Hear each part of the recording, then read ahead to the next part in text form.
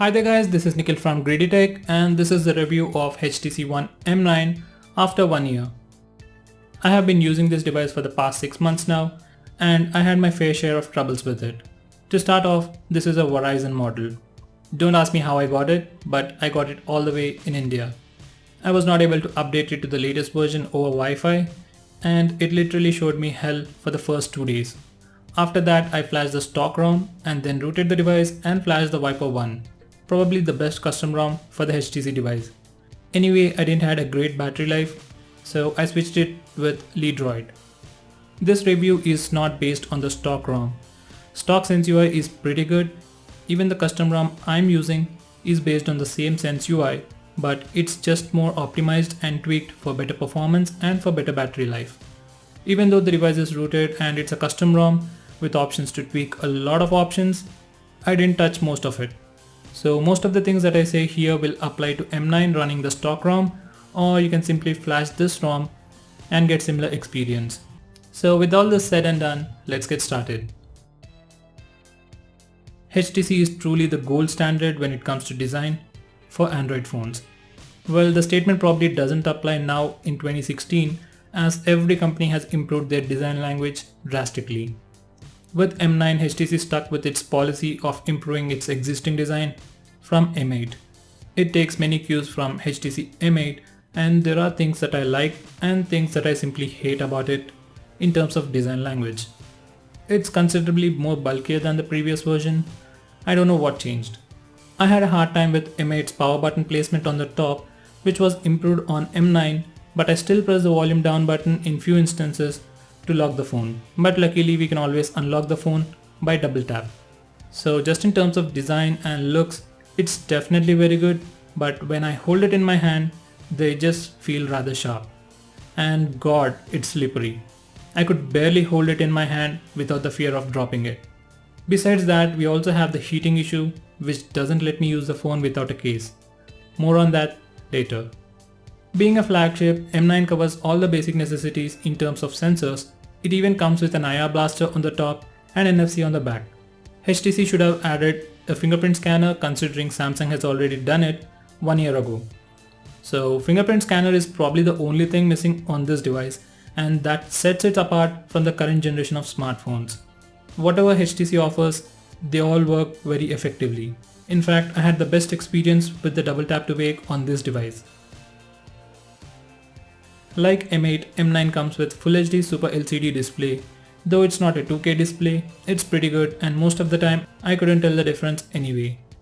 Having a Full HD display does help in reducing the heating issue and offer better performance and battery life. M9's display is slightly bigger than the M8 and for some reason it simply fits perfectly in the hand.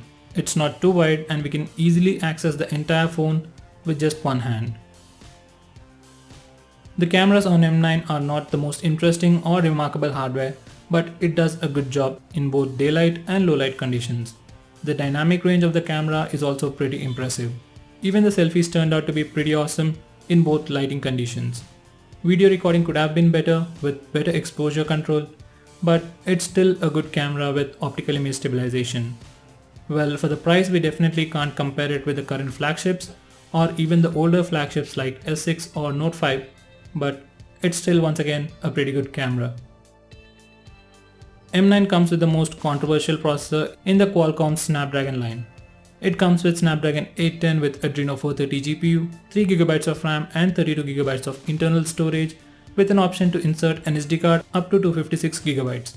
These are the benchmark scores just for reference. Coming to the regular day-to-day usage, it does heat a lot. Because of the amazing build, I wish to use it without a case, but the temperatures make me put the case every time I take it off. If we just ignore the heating issue, the performance is really snappy. Gaming experience on the M9 is pretty awesome. One that you can expect from any other flagship out there. It's very fluid and no frame drops or any other issues at all. But once again, it does heat a lot. And that's when pouches or cases come in handy. Playing games also lead to a lot of battery drain. Even the smallest games like Subway Surfers or Mini Militia drains a lot of battery. It's definitely hard to play Pokemon Go because of the heating issues and the battery life. Phone gets heated up no matter what you do. You're making calls, texting someone, watching videos, playing games pretty much every time.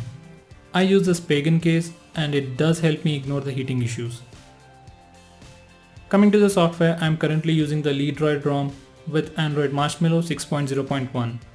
Before this ROM, I used the Viper 1 ROM, which did not help me in battery life. It had a horrible standby time. Both the ROMs are SenseUI based, so you won't lose the stock SenseUI experience. We have many other custom ROMs for M9 and we will be definitely getting official updates till Android Nugget, or probably even after that. Personally, I would suggest the LeadDroid ROM for better battery life and for better performance. And coming to the software experience, it is the same as that you can find on the stock SenseUI. Everything is snappy and everything is buttery smooth. There are no noticeable bugs and everything is simply perfect.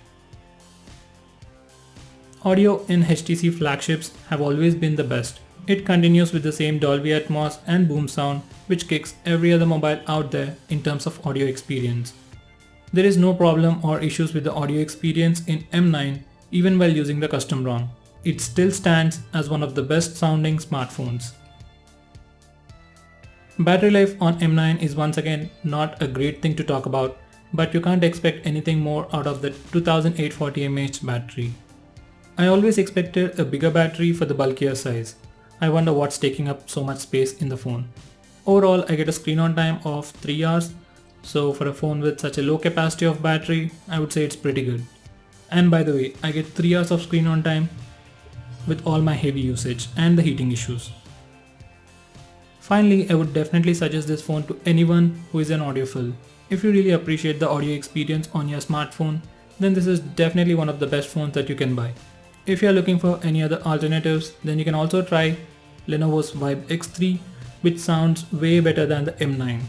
If audio is not your preference, then I really don't see any reason to buy this device over other devices like MI5 or the OnePlus 3. So that's pretty much it for this video guys. I hope you found this video to be helpful. If you do, hit that like button and stay tuned to us by subscribing to our channel. I'll catch up with you in my next video. Until then, have a nice day.